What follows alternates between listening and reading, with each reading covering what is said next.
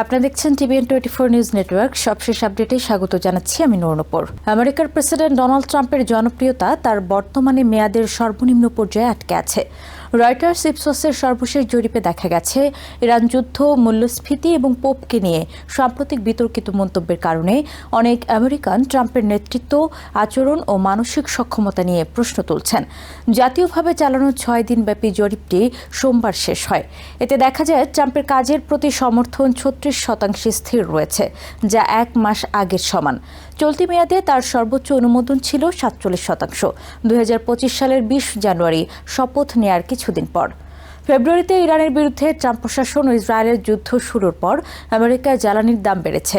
এতে সাধারণ মানুষের জীবনযাত্রার ব্যয়ও বেড়েছে।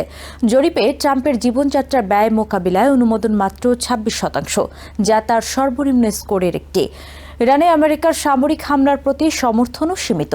জরিপে দেখা যায় 36% বলেছেন তারা হামলা সমর্থন করেন, যা আগের জরিপে ছিল 35%। তবে মাত্র 26% উত্তরদাতা মনে করেন এই সামরিক পদক্ষেপ ব্যয়ের তুলনায় সার্থক হয়েছে। ট্রাম্পের আচরণ ও মানসিক সক্ষমতা নিয়ে প্রশ্ন।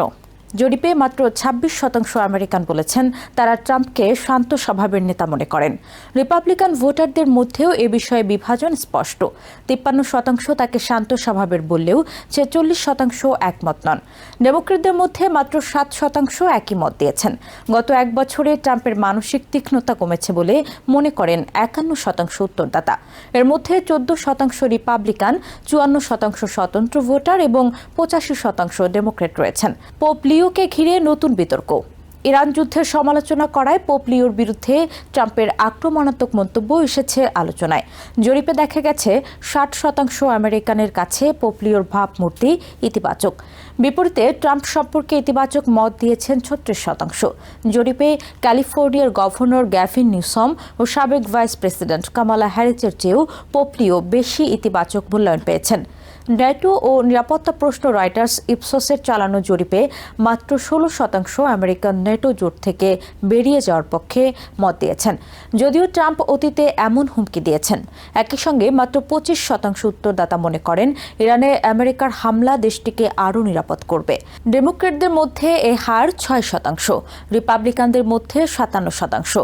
ইরান যুদ্ধ, অর্থনৈতিক চাপ এবং ব্যক্তিগত আচরণ নিয়ে বিতর্ক, এই 3 ফ্রন্টে একসঙ্গে চাপে পড়েছেন প্রেসিডেন্ট ট্রাম্প। মধ্যবর্তী নির্বাচনকে সামনে রেখে এই সংখ্যাগুলো হোয়াইট হাউসের জন্য বড় সতর্কবার্তা হিসেবে দেখা হচ্ছে। নিউ ইয়র্ক থেকে সম্প্রচারিত TVN24 টেলিভিশন বিশ্বজুড়ে বাঙালির কণ্ঠস্বর।